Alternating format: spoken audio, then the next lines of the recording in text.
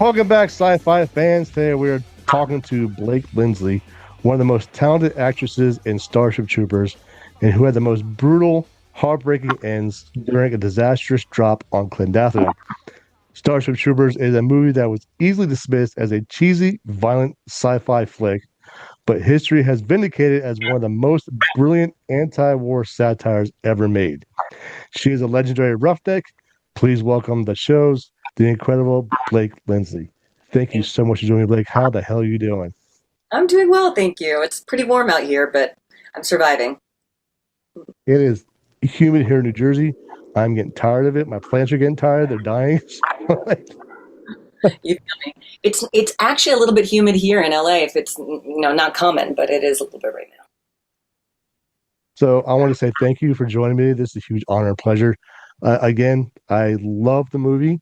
Saw when it first came out in theaters, the couple of days after release, and I went to my friend. I was on the Navy. We stopped at the mall to get something to eat, and somehow we won free movie tickets to go see it. Right? I was like, whatever, let's go watch it. Let's go check it out.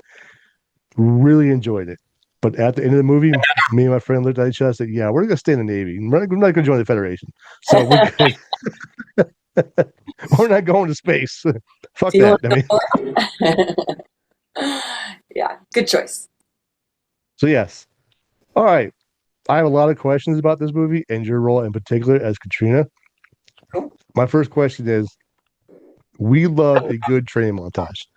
So your character undergoes rigorous training at Camp Curie under Clancy Brown's intimidating Sergeant Zone.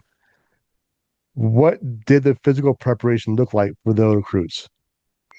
Well, they did a boot camp for that core group before we started filming. So we were actually working out before that. Once we got cast, we were invited to come to the Sony lot whenever we wanted and work out in the gym there.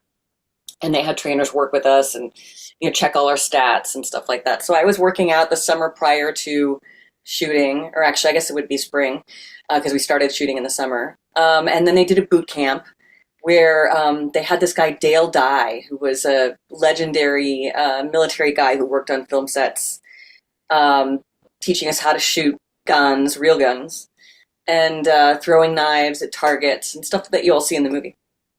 But we didn't actually have real weapons in a lot of the stuff that we shot. But in the practice stuff we did. So we were pretty fit. And we had training in all of the different exercises we were going to shoot. Interesting. I was wondering how that went. I mean, if you had like kind of special training for the physical stuff anyway, because watching the movie reminded me of basic training a lot. So it just it hit Yeah, me. you don't want to be in a spot where you've got a close up and you're, because you didn't prepare. And when we were running with those heavy uniforms and these packs and their guns, we were really running carrying heavy materials and it was exhausting. And it was also the middle of the night because we had to do night shoots for that drop. That whole sequence was all shot during night shoots. So we had sort of tried to practice staying up all night prior to starting those shoots, but it was still it's hard to work from 6 p.m. to 6 a.m. It's just your body's not used to that. I bet. I mean, even though I was in the Navy, I did 10 years in the Army as well. So it's just seeing stuff like that brought back a lot of memories of basic training in the Army, crawling through the mud and carrying the weapons, the ruck marches, all that shit. But this movie was very entertaining to that aspect. I mean, it's just Yeah. I kind of feel sorry for you when your character died. I mean, I feel so bad Oh, yeah. because Plus, I didn't get to see any of the sequels, so I really felt sorry yeah, for him. yeah, it does suck. But I will be honest, I was not very impressed with the sequel. So, so maybe it's a good thing you weren't in the sequel. I mean, Still, a girl needs her health insurance. that's true. Clancy Brown, did he stay in character the entire time to keep you all terrified?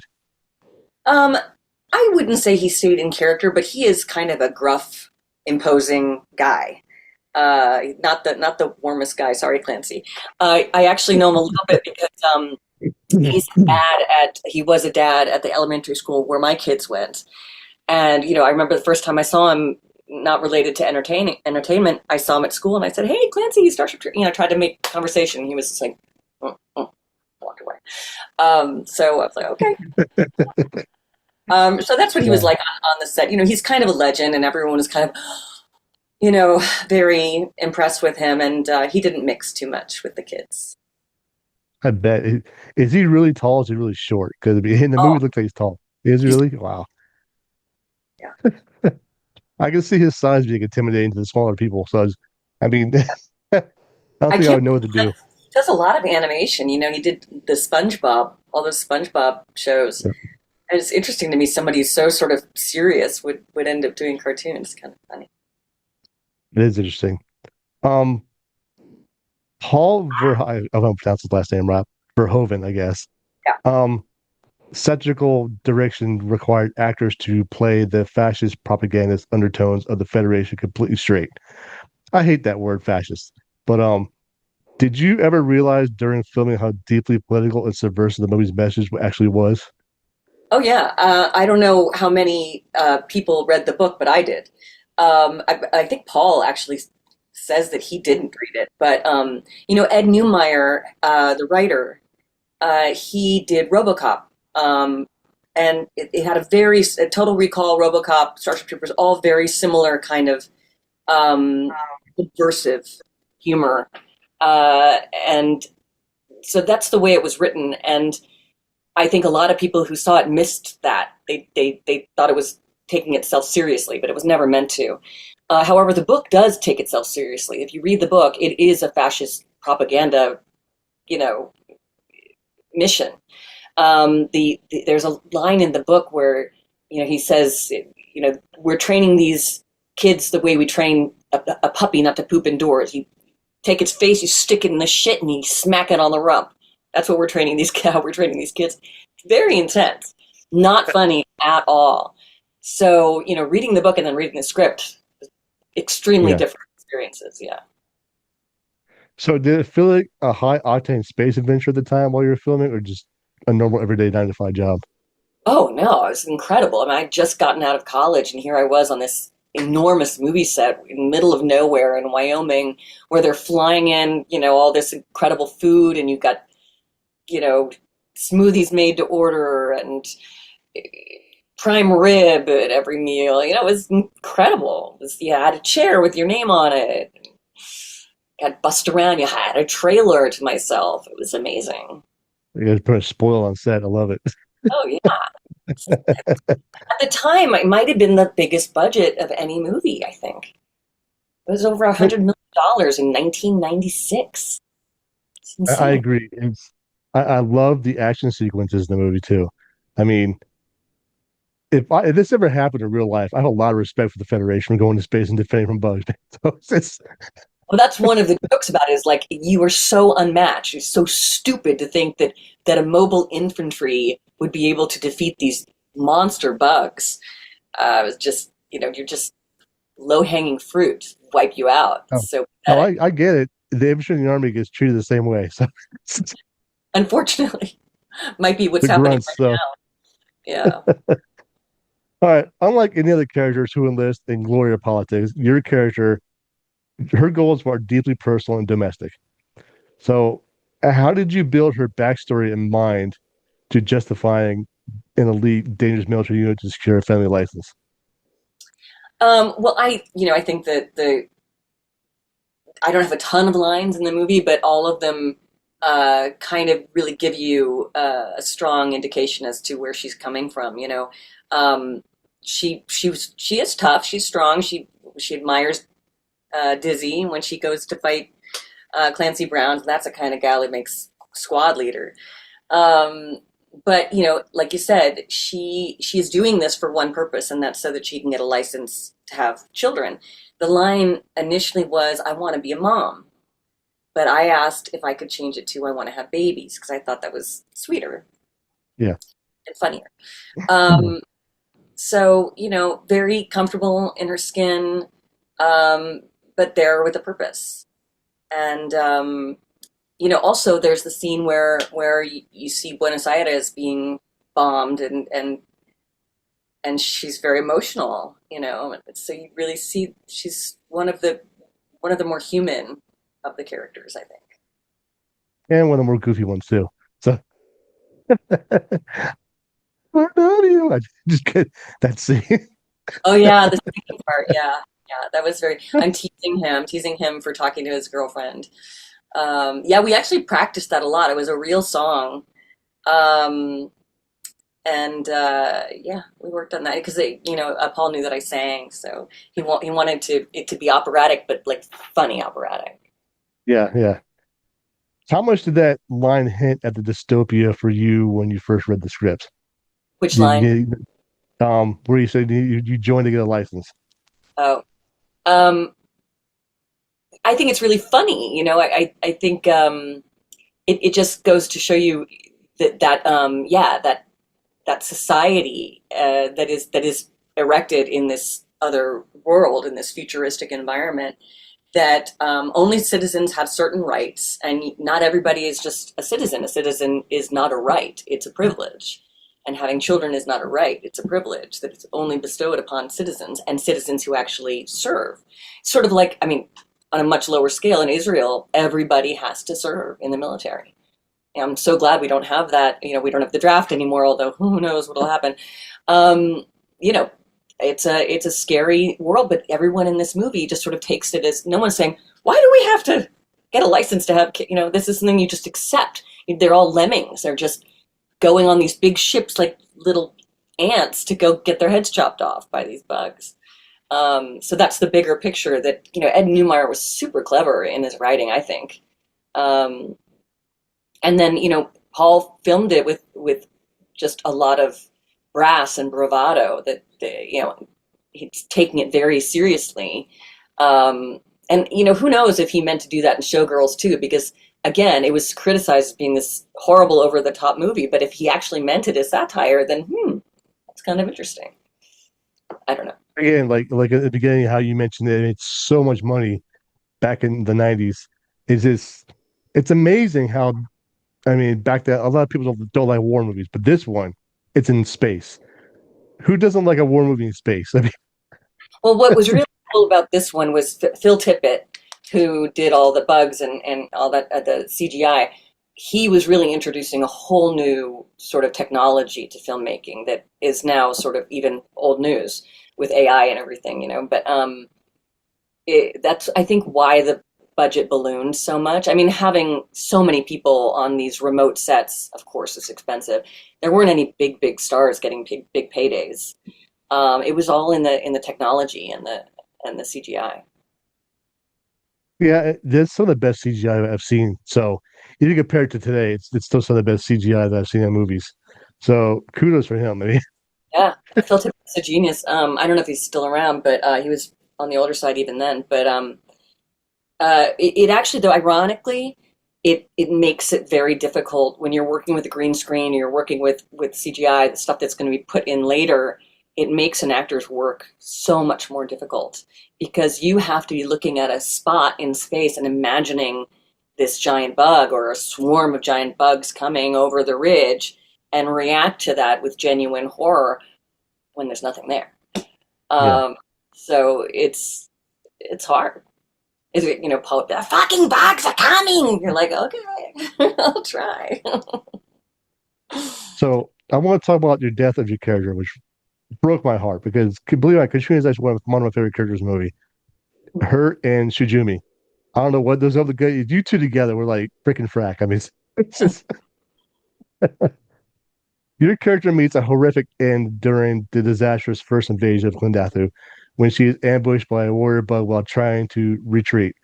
Um, what were you actually screaming looking at the set to simulate the level of absolute terror? Yeah, so we actually shot that in a couple different places. We were shooting in Hell's Half Acre, Wyoming, that whole landing. And so, yes, I see Shijumi getting ripped to pieces, and I'm like, let's get out of here, fuck this. And I turn and I run, and the ground collapses beneath me. At that point, that's where they ended the sequence in Wyoming. The rest of it, from the aspect of my in being in the hole, they shot the rest of it on the lot at Sony, and they had my own set that was called Katrina's Hole. Thank you very much. And so we Very shot. naughty. I know. And Vince, was it Vince Gilligan? I think was the second unit director. I think that was his name. He did all the stunts and all the second unit, and he did the rest of that scene. He actually directed it. So they had me falling. I actually did this. I had a stunt person in Wyoming who did just right after the ground collapses, the the shot from the top of me falling into the ground. But then when we were on the set in Sony, I did it all myself. They had me fall, from above into the shot when the shot's down in the pit in the hole, and then the bug comes, and I actually am strapped to like a metal, like a sled kind of thing. And when I look up and scream, and it grabs me and drags me, that's how I'm being dragged, so it doesn't like completely. I still got pretty banged up because I had to fall really hard, and then I'm dragged on this metal thing. So that's how that went. Yeah. There is one line that I found extremely funny in the movie because I like again I watched it today to, remember, to refresh my memory. It's where they're showing like all these dead people at an outpost, and there's like on one of the news channels like today a group of Mormon extremists were attacked. I'm like Mormon extremists. I'm like what? Trying to convert the alien bugs. What are I'm you like do? Oh, I guess they're trying to get away from Earth because they can't be Mormons or something. Because you probably can't be religious in that society. Like a uh, communist society won't allow you to practice free religion or whatever. I just That might wasn't expecting to see Mormon extremists like said in the same sentence. it's really funny. It's funny.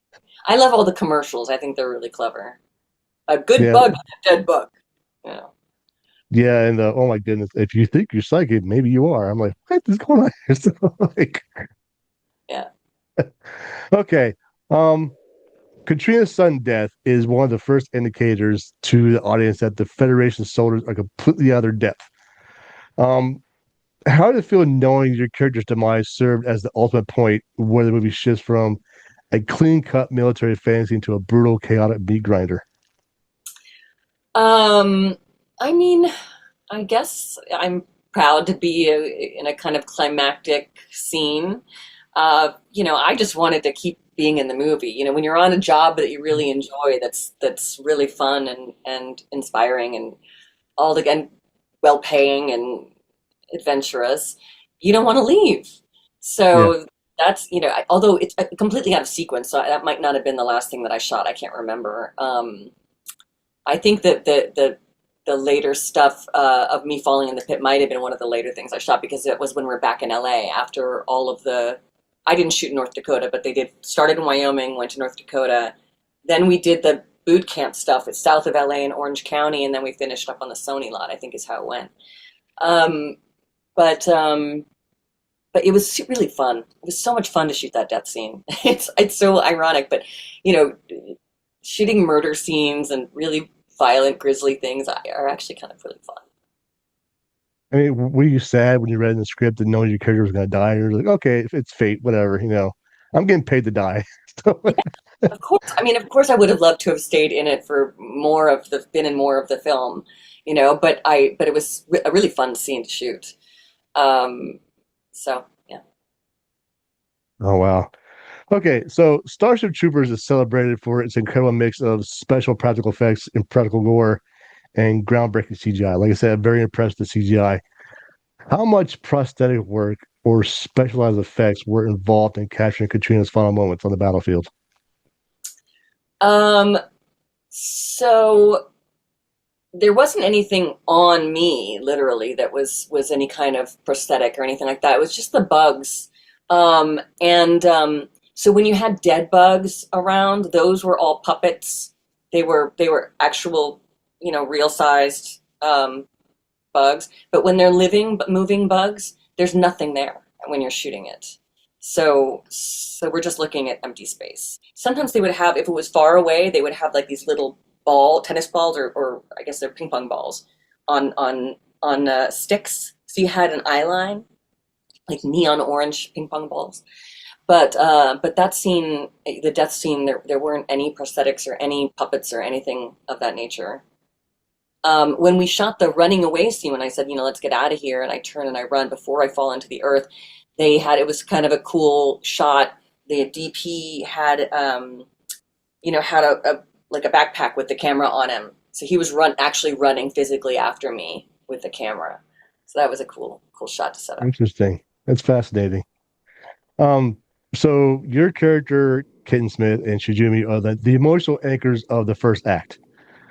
Why do you think fans still mourn those specific recruits nearly 30 years later, even though you had limited screen time? I mean, I didn't know that people did mourn them. Shijumi went on, that actor, I can't remember his name right now, but he went on to have a pretty good career on a show, um, he was a fireman or something on a show. So that's good for him. I know he was in the East Coast when we shot that, but now I'm pretty sure he's on the West Coast and has some kids. I actually went to HorrorCon a couple years ago, even though it doesn't really, I know you're a horror person, but technically doesn't strike me as, it's more sci-fi, obviously, right? So I saw some people from the film there, but I was recruited to be there, and then I didn't get a whole lot of attention. I was sort of excited to go and sign a bunch of pictures, and I had a bunch of pictures printed up and everything, and then, but what's something that's really funny that's happening right now? Somebody must have somehow gotten a hold of my home address and posted it on some fan site, because I am getting 2 or 3 letters a day from Starship Troopers fans asking for signed headshots. And I'm like, guys, come to HorrorCon and pay me $20 for a picture. Where'd you get my fucking home address? So it's a little weird and scary, but I always just send the picture back. Some of them send me an actual picture that they printed off the internet. Some of them want me to write it to Sam or whatever. But sometimes they just, ask me to, I'm like, at least send a stamped self-addressed envelope. Don't make me pay for your envelope. It's one thing to ask me for a signed picture and I'm giving you one of my pictures, but please, fans, send a self-addressed stamped envelope. Well, if I ever have to get, well, I'm not going to ask for your address. I'll send you a check for $40 for an autograph. How about that? Or better yet, get me invited to some sci-fi convention and I'll make some money doing that. I didn't make my investment back at HorrorCon. I spent money I making a know banner that and making all sucks. these pictures. I didn't even make my money back. Well, there's two horror conventions that happen here in New Jersey. It's Monster Mania and New Jersey HorrorCon. Maybe you can get a hold of this. Doug Hagen runs Monster Mania.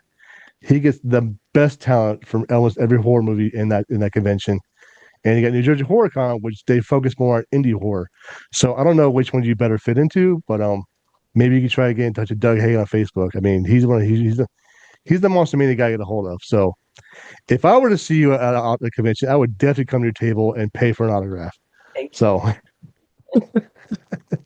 But when you can email me apparently, or send me, not email me, but mail me now a letter. I mean, who got my address and put it on some forum? I don't know, but that's messed up. I mean, I wouldn't even stoop that low to do stuff like that. That's just ridiculous.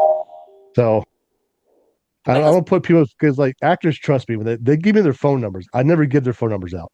I mean, people bribe me to add to get their. I'm like, no, I can't do. It. I'm breaking their trust if I give you their phone number. I can't do that.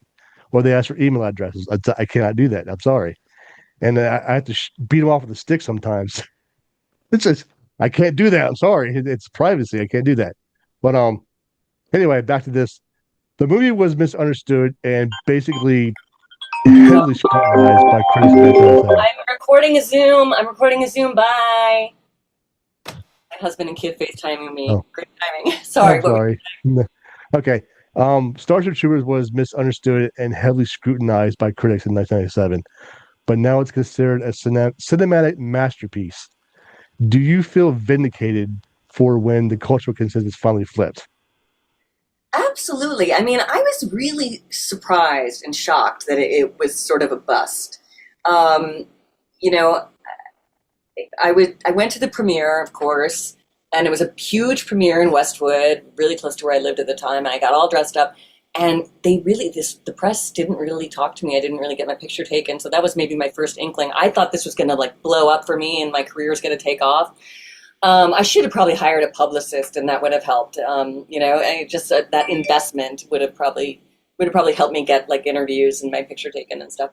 But I'm not sure what the disconnect was. I think that people were going in expecting something literal, and getting this sort of subversive, funny, weird, over the top movie was just not what they were expecting. I think it was asking too much of the audience, maybe. Right. But yeah, the fact that it stayed with people this long, that it's holds up. I watched it with my kids not that long ago, and they loved it. Um, it says something about Verhoeven's work, and Ed Neumeyer. I don't know what he's up to these days, but the script is fantastic. It's really funny. So yeah, the cast didn't.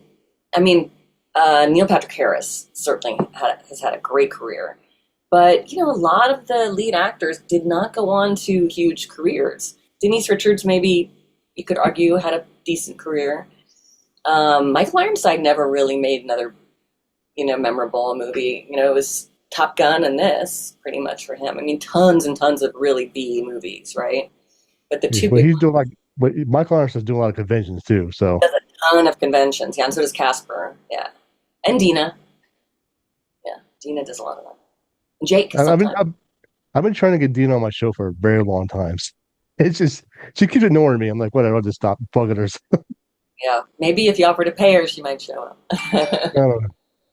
So here's a funny question for you. Um, if the Federation put out a recruitment video today, what would Katrina's tagline be to get people to sign up? Oh my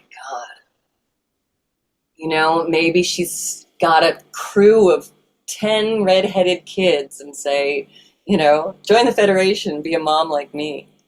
Do you want to know more? Like the guy wheeling around with the no legs, don't you want 10 kids?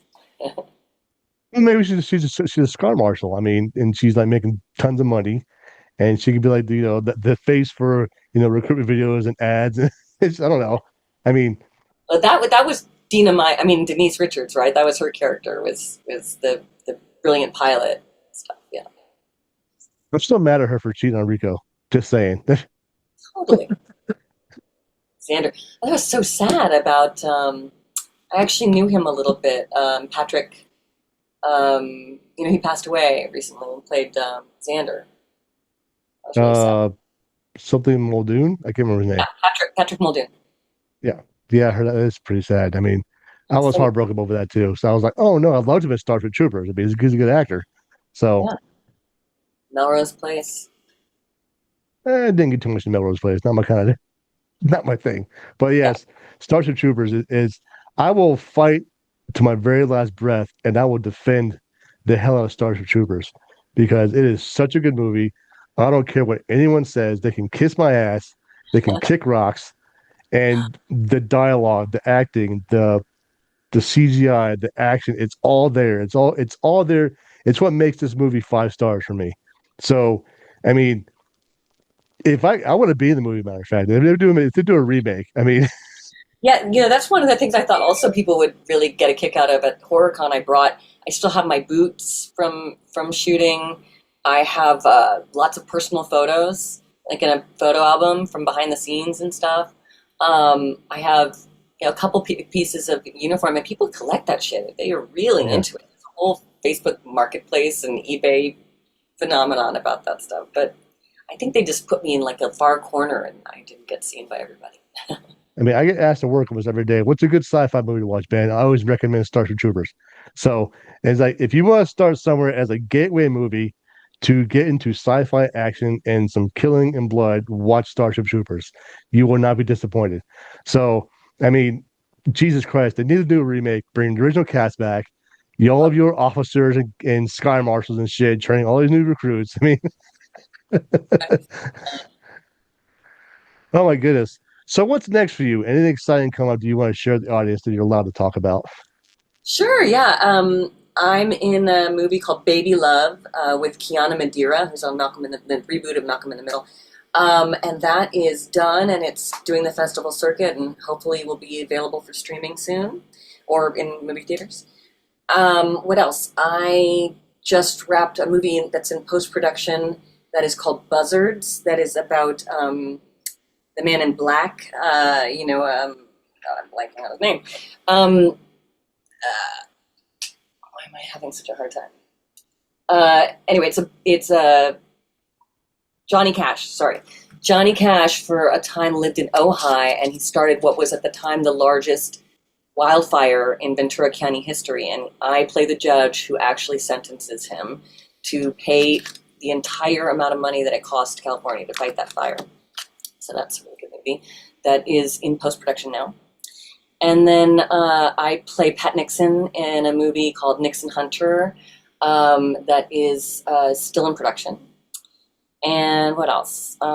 There's a movie called 90265 that is in post-production where I play a wife overcoming the death of her son. And then I've got another one that is shooting next year in New Mexico, or Montana, actually, Montana, that is called Clara Boone. That is a horror movie, a historical horror movie, a Western horror movie. Oh, they got you busy, huh? That may congratulations. I mean, you're doing well. You're doing extremely well. And it always warms my heart knowing that actors keep up with the work. And I understand there's breaks sometimes. People take a little hiatus for once in a while. You need to get back in the mental space, but kudos to you for keeping busy. I mean, it's your passion. I love seeing people who are passionate about their work. So, Blake, thank you so much for joining me today, hanging out and talking about the scenes behind the scenes of the Mobile Infantry. And it's incredible knowing that your character can leave such an impact, even though she had very few scenes.